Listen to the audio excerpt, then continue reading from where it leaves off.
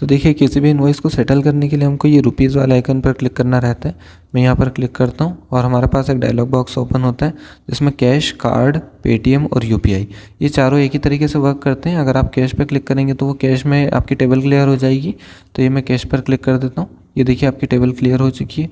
अगर मैं ऐसे ही इसको यूपीआई पे सिलेक्ट करूँगा तो वो यूपीआई पे हो जाएगा।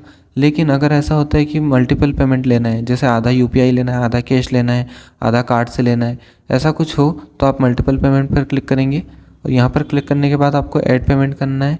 यहाँ पर आप वो अमाउंट डालेंगे जो कि वो किसी भी मोड में पे करने वाले हैं। जैसे मान लीजिए 513 रुपये का बिल है। अब इसमें से ये बोल रहे हैं कि मेरे पास 500 रुपये तो कैश में है लेकिन 13 रुपये मैं ऑनलाइन करूँगा, तो हम 500 पर क्लिक करेंगे और ये कैश पर क्लिक कर देंगे। जिसके बाद फिर जो बचे 13 रुपये हैं तो ये हमको एग्जैक्ट अमाउंट पर क्लिक करना है, ठीक है। जिसके बाद फिर ये यूपीआई कर रहे हैं तो हम यूपीआई पर क्लिक कर देंगे। इस तरीके से मल्टी पेमेंट होता है।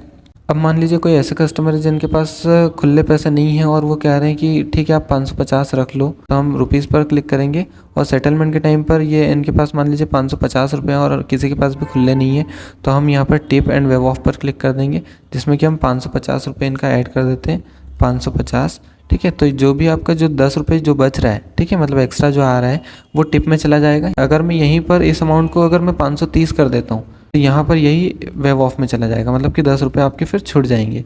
तो इस तरीके से आप ये अमाउंट क्लियर कर सकते हैं, जिसको अगर मैं कैश में सेटल करूँगा तो ये वापस कैश में सेटल हो जाएगा। इसके बाद जो हम स्प्लिट बिल करते हैं तो उसका अगर हम सेटलमेंट करना चाहें तो उसका सेटलमेंट भी हमको दो तरीके से करना होगा। जैसे मैं रुपीज़ पर क्लिक करता हूँ तो यहाँ पर देखिए दो तरीके आ रहे हैं। पहला तो जो हमारा अमाउंट है वो 9786 का बन रहा है और दूसरा जो अमाउंट है वो 1064 का बन रहा है, ठीक है। तो मैं इसके लिए ऐड पेमेंट पर क्लिक करूँगा और ये पूरा अमाउंट जो है मैं एग्जैक्ट अमाउंट पर क्लिक करूँगा। और इन्होंने कैसे किया है, कैश, कार्ड, यूपीआई जो भी इन्होंने किया है वो हम करेंगे। तो मैं कैश पर क्लिक कर देता हूँ। तो ये देखिए एक अमाउंट हमारा सेटल हो चुका है। और दूसरा अगर हम सेटल करना चाहते हैं तो यहाँ पर वापस हम क्लिक करेंगे और इसको हम कैश में, कार्ड में, जैसे भी हम सेटल करना चाहें कर सकते हैं। तो मान लीजिए मैं यूपीआई में सेटल कर देता हूँ। अब मान लीजिए कोई आपका ऐसा कस्टमर है जो कि अभी पेमेंट नहीं कर सकता है, बाद में पे करेगा, तो आप यहाँ पर रुपीज़ पर क्लिक करेंगे, ठीक है।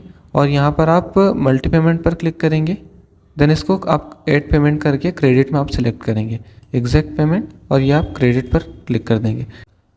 तो यहाँ पर आपको गेस्ट सेलेक्ट करना होगा। मान लीजिए मैं अमित नाम दे देता हूँ, ठीक है। ये हमारे पुराने कस्टमर हैं और मैंने इनका नाम सेलेक्ट करके रखा है।